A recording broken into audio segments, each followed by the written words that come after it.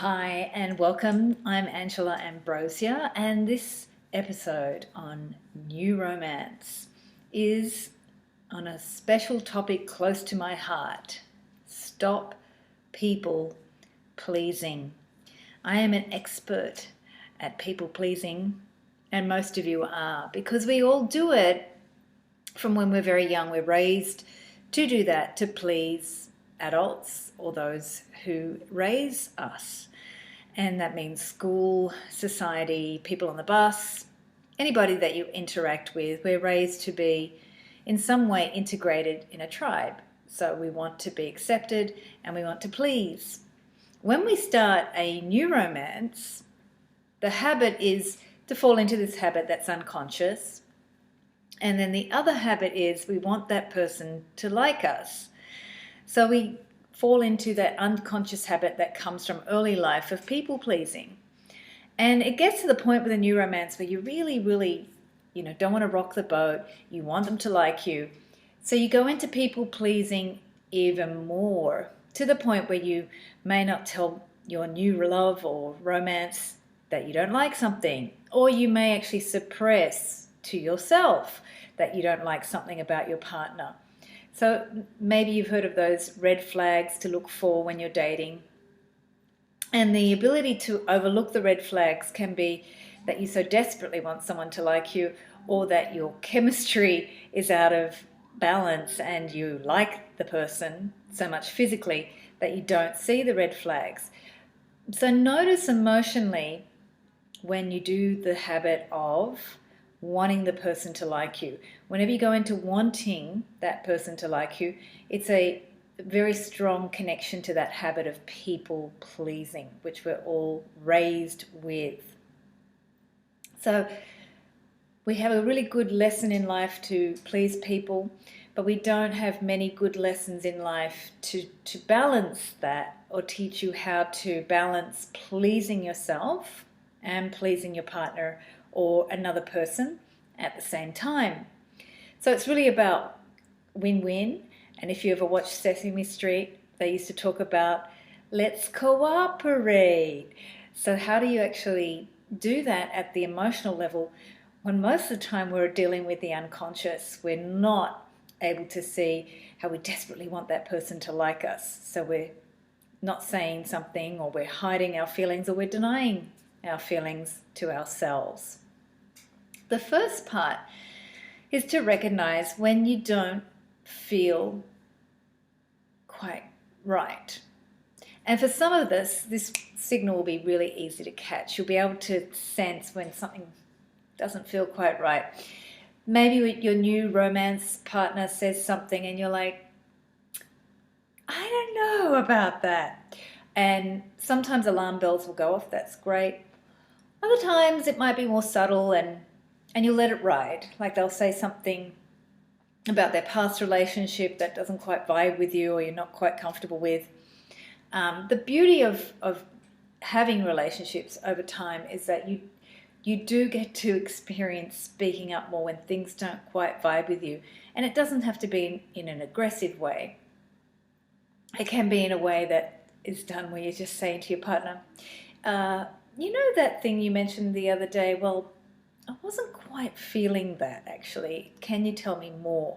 So if at any time there's something in a new romance that doesn't fit for you, get your partner to disclose more about why they might think or feel that way. They might just tell you, oh, I was just joking, and you've actually got the wrong impression of them. So you do want to get clarity before you start in your emotional brain and our inner voices making up all of this story about potentially how your partner has a side to them or an aspect to them that you may not like or might not agree with. The other part is to understand in a new romance that you don't have to like everything about your partner. You may need to have certain things that are values, standards for you, and how you can actually even build a future with each other. But there are things that don't need to be totally in agreement. Too many times these days people get into a new romance and they think, this isn't working for me, this isn't working for me.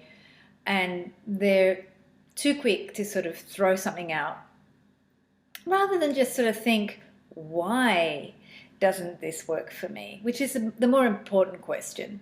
It's not about the person and whether they're a good fit for you. It's more important to find out, why doesn't that work for you? And if it's a personality difference, great. Then you get to understand, I don't like this in the person. But then you can go back to like those core essential ingredients and go, well, can I work with that? Is that something that I just need to understand better? So don't throw the baby out with the bathwater, is what I'm saying. Look at why you don't like something in your partner. And that means also going inside and breathing into it and asking yourself the question. Don't take the first thing that comes to your mind when you're in an irrational place or an emotional place. Take a few breaths, check in, breathe, and then ask when you are actually more connected to yourself. And usually that first response you get when you are more connected is that more grounded place that gives you the sense of what you actually truly feel. One other strategy I do use is to actually, if there's something not vibing for me with my new romance or my partner in a relationship, is I'll sit here and I'll actually breathe in, check in, and go, what am I feeling? The first time that something comes up from your partner, they may be triggering a part of you that needs to be seen. I talk a lot about this on the videos for I Love Mondays, which is to really reconnect to what's going on in here. And anytime you get triggered by something in the relationship, and people pleasing or the habits of people pleasing are a really big part. So we see we've compromised a part of ourselves when we were younger, when we were in a previous relationship with our parents or some other person. We gave up on that part of ourselves, and now we're in this new romance and the person's bringing something up, and suddenly you're like, I don't like that. If you go into yourself, inner self, and actually go, why don't I like it? And ask, what am I feeling here? You'll actually get to the spiral of feeling that started out a lot longer before the current relationship you're in. So I'll give you an example. I was in a relationship. I started dating someone, and an old trigger came up about being told what to do. And my partner had no interest in telling me what to do. It was just a casual turn of phrase that they asked me to do something. But the hairs on the back of my neck, and yes, I have them, hairs on the back of my neck stood up and went, don't tell me what to do. And it was this ancient part of me, which goes back to probably teenage years and probably my 20s, it got reactivated. But certainly it was nothing to do with what my partner was actually trying to share with me. He was just telling me, obviously, that he wanted something to be done, so would I do it? And he might have phrased it in a different way, but what I was hearing was, do this because I say so. So I got triggered and I said, don't tell me what to do. In my language, I can't remember the words I used at the time, but it was a definite kickback. And my partner at the time's like, what have I done? He was very innocent, so he was not sure what he was doing to bring up that reaction in me. Now, because I could see that I had overreacted, I was able to go, okay, something's coming up here. Let's sit and go in, Angela, and say, what am I feeling? That was the first step, to go into what is actually coming up, and then asking more questions about where was the feeling of being told what to do was coming from. There was a lot of feelings connected to being told what to do, but I then asked, okay, where does this come from? So one of the things in new romances, when we there's a formula, a very general ancient formula, and I'm sharing it with you today as a very general formula. It's not to be taken too literally, But a general formula when you start out with a new relationship, and there's situations where you really want to bring your best to the relationship. This is how you create the fertile soil for that new relationship. So if you're starting a relationship, it's like building a plant or creating a baby or a new business or something. So you want that fertile soil for the relationship, and fertile soil needs good sunshine, beautiful water, nurturing nutrients, good music, laughter, everything to create the fertility in the soil that will be able to take new seeds and have the seeds grow into a good relationship. So you do want to have a general atmosphere for nurturing and watering those roots and seeds of the relationship, and just even allowing the seeds to make roots in a good soil that goes deep. So you want that general atmosphere of tolerance, acceptance, celebration of the person. But in that period where you are starting to feel things are not quite in alignment from the other person with what you might want from them or what you are, there's a time when you actually start to reassess. And I'm not giving you a timeline for the reassessment, but in general, if there's 3 times where you feel a certain resistance in you to an aspect of your partner about any of their behaviors, whether it's something to do with their body habits, their communication habits, their way of grooming even, there's general rule is 3 times. If there's something that really, really rubs you the wrong way, that's a point to check in and go, hang on here, am I just being generally nurturing and tolerating and allowing and accepting? And is this actually the right behavior for this particular aspect of my partner? Now, at that point, we don't throw the baby out with the bathwater because we don't like that part of the person, but we actually look in and go, okay, what am I feeling here? First step, right? What am I feeling here? Where did this feeling come from? And what's not working for me right now?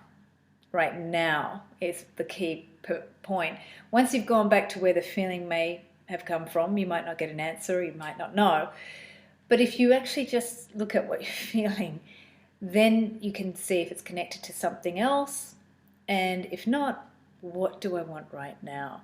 Because the main thing is that sometimes we just need to verbalize. And this is one of the key things with stopping people-pleasing behavior, is to simply verbalize, hey, you know, that thing that you do, it doesn't really work for me. And I don't want to say there's anything wrong with you. I'm just telling you this doesn't work because of this reason, and maybe you could try this, and let's see if that might be better for both of us. So when you give feedback, there's also a language of being considerate to your partner, so you don't sort of say, I don't like this about you. You've actually got to explain to your partner it doesn't work for you for whatever reason. And if you don't have a reason, then make sure that you actually find a way to tell your partner there is a reason that doesn't work for you, because telling someone that you don't like an aspect of them is a bit of a downer, and you want to make it land with some sort of vitality to it, or some sort of sense that, oh, okay, maybe that doesn't work for them, because people are raised with people pleasing, also a fear of not being accepted. So if you know when you're telling your partner that this might land on them, that they're not good enough or not what you want, then try to make it softer in a way, especially at the beginning of the relationship when you want to nurture and allow those seeds to lodge in the ground and grow roots.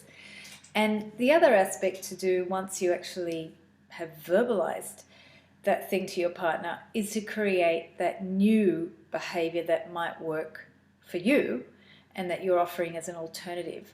So when you say you don't like something, the first thing a person might hear is something's wrong with me. But when you say why it doesn't work, it helps soften the blow. And then you actually give them a new behavior that would work better for you. So it can be like a lot of language to get this sort of way of speaking out. And I don't expect people to get it the first time off the bat. But the first step comes about putting yourself in the other person's shoes. Like if you're going to tell them that there's something that's not really working for you, how can you relate it to them so there's actually a new way to grow for the relationship? If you're thinking about the plant analogy, you're putting the sunlight, the water, and the nutrients into the plant, and then you might just, gently direct the plant to grow in a different direction. So it's about doing it towards a point of growth rather than as a point of taking something away. So people pleasing, and for some of us, we may need drastic measures. So case in point, me. I was very poor at avoiding or alternating my habits of people pleasing. So for me, there was a very long growth curve in my relationships after relationships of actually learning to say no. Sometimes you will have, especially in a new romance, a situation where you're being asked to engage in something that right off the bat just feels not you. So the key in those situations is again to ask, what am I feeling? And then to also just start practicing saying no.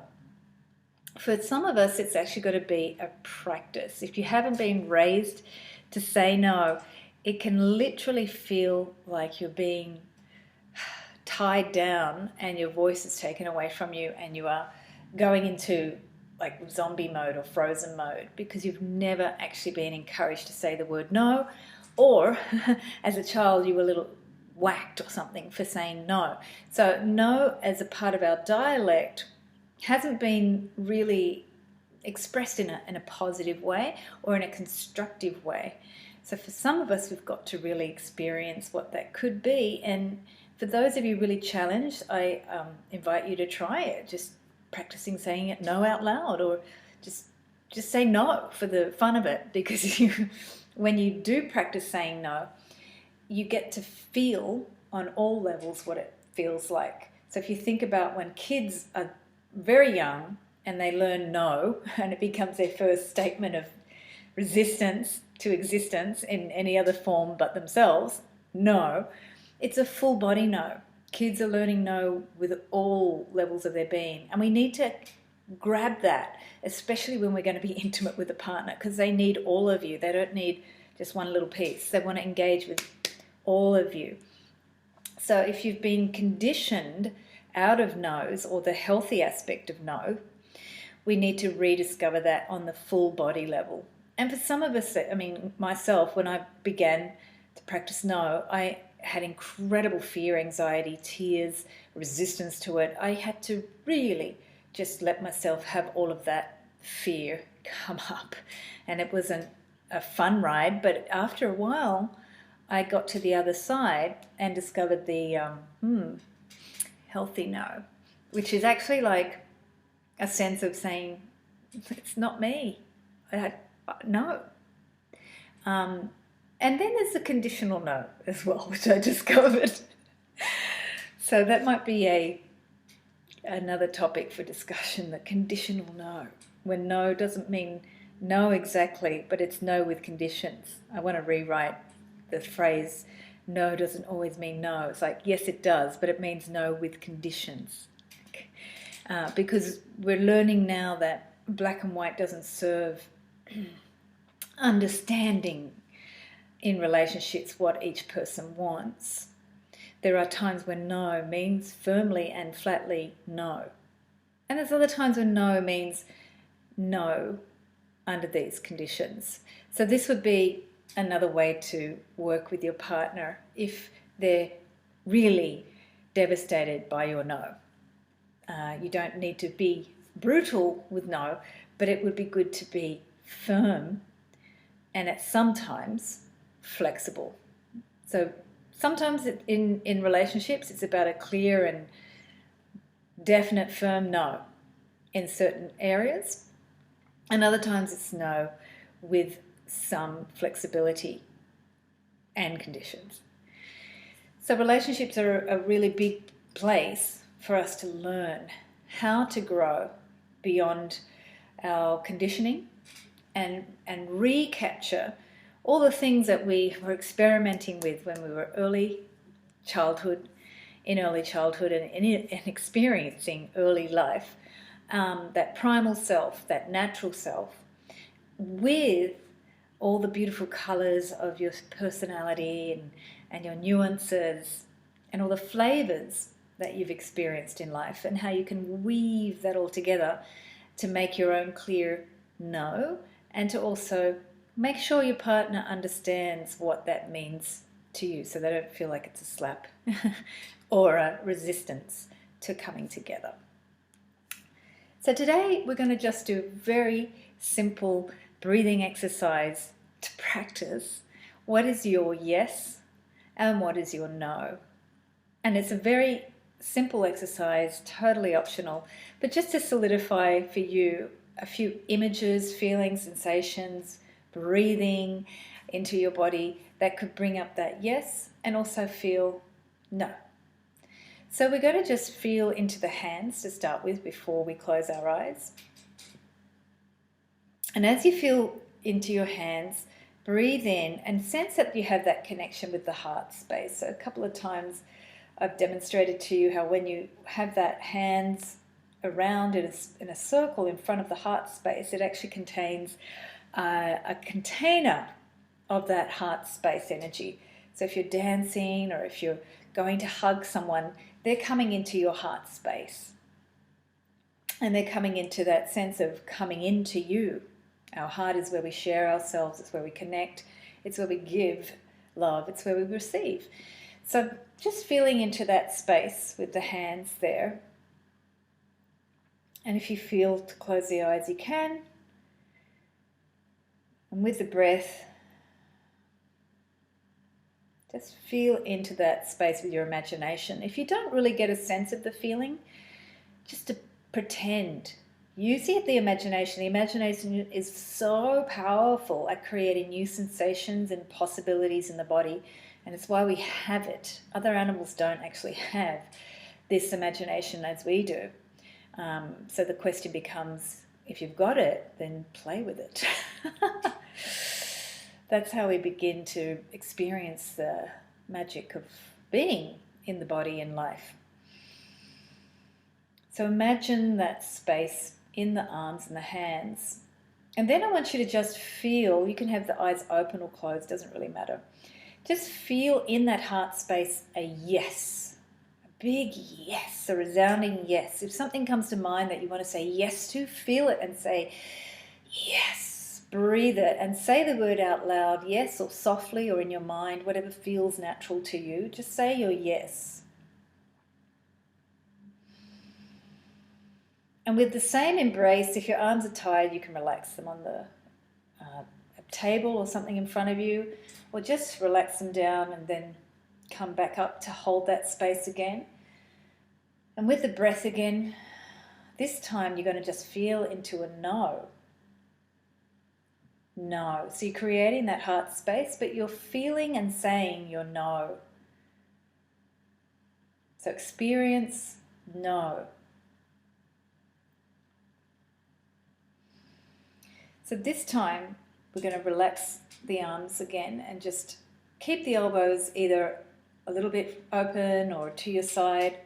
Feel the hands now, and with whatever movement that you have, just imagine that you're giving me a yes. So you're giving me a yes. And I'll give you a yes. You can keep the eyes open to just feel that. And then with the hands again, this time just go into your no. Just feel what the hands may want to sense as your no.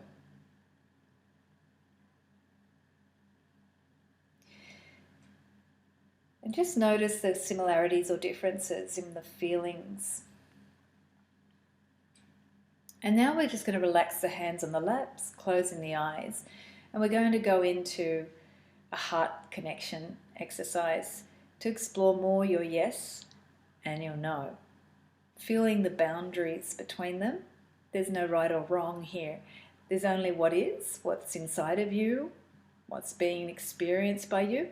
So when we close the eyes, we engage with that, what's inside of you. And if there's confusion, chaos, resistance, whatever, that's okay. So with the eyes closed now, breathing in. Connect into the heart center.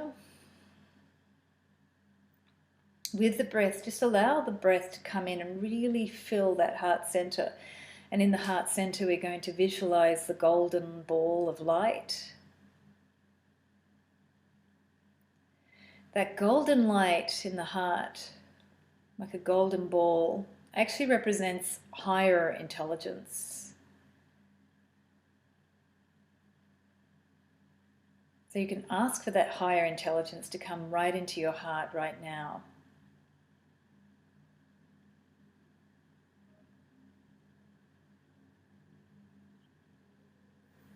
Just feel the heart expanding into that golden ball of energy. So use the breath to breathe the golden ball.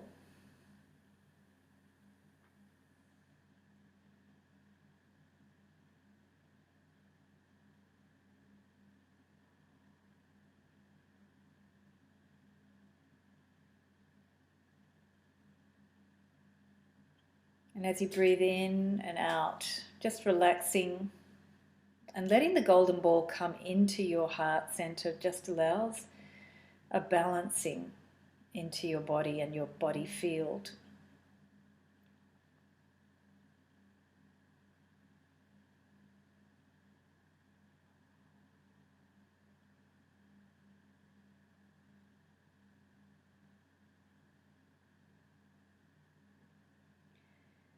Now in your heart center, feel the energy of your yes. So pick something that you say yes to now in your life or relationships.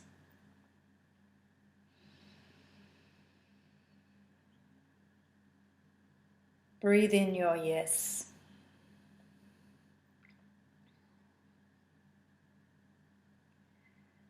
Feel that energy of your yes, and if you see an image or have a feeling in your heart center or anywhere else, bring the golden light into that part of you. Surround the image with the golden ball and ask to feel the fullness or the experience of that yes.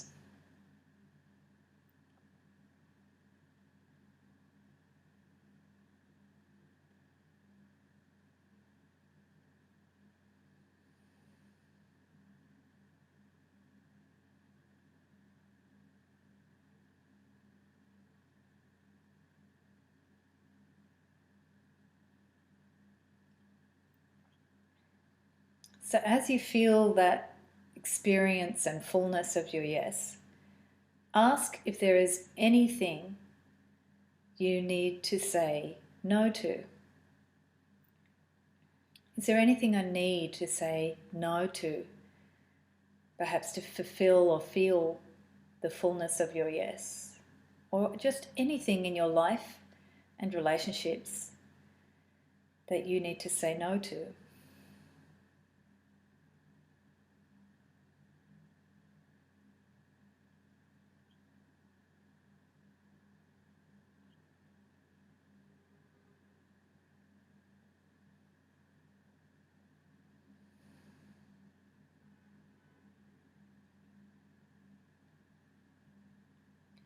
So if there's any negative feelings, fears, concerns, anything is good. Even if there's nothing,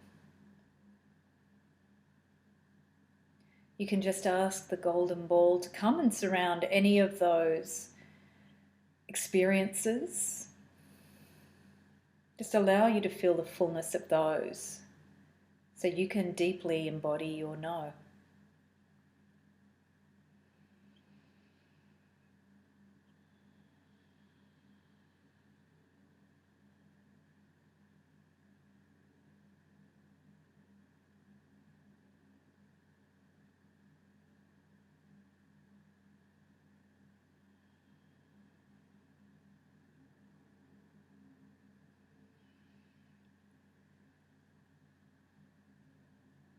So now if you do have any feelings that interfere with your yes or block you from feeling the fullness of your yes, you can ask the golden ball to simply transform them now.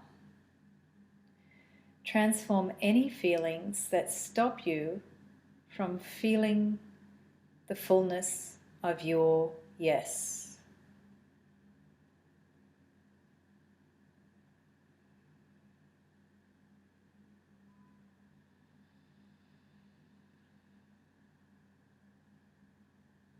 See the golden ball going to any parts of your body that need more energy or light or love or acceptance. Any feelings that may need more energy or love or light or acceptance. And allow the golden ball to do its work and transform it so you can feel the fullness of your yes.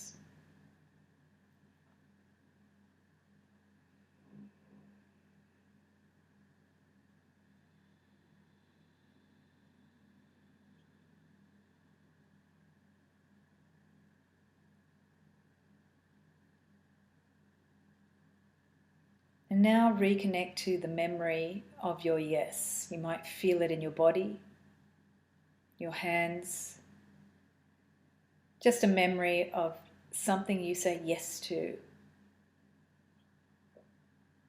And give thanks for that freedom to say yes. Feel the gratitude in your heart. Take a big breath in to the heart and exhale the energy all the way down to the feet. And do that a few times, taking your breath from the top of the head all the way down to the feet, anchoring your energy.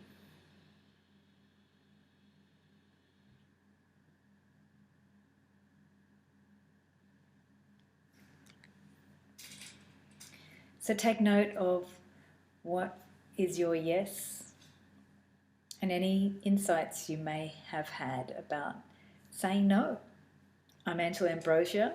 Have a blessed week and enjoy your romance, whether it's new or old.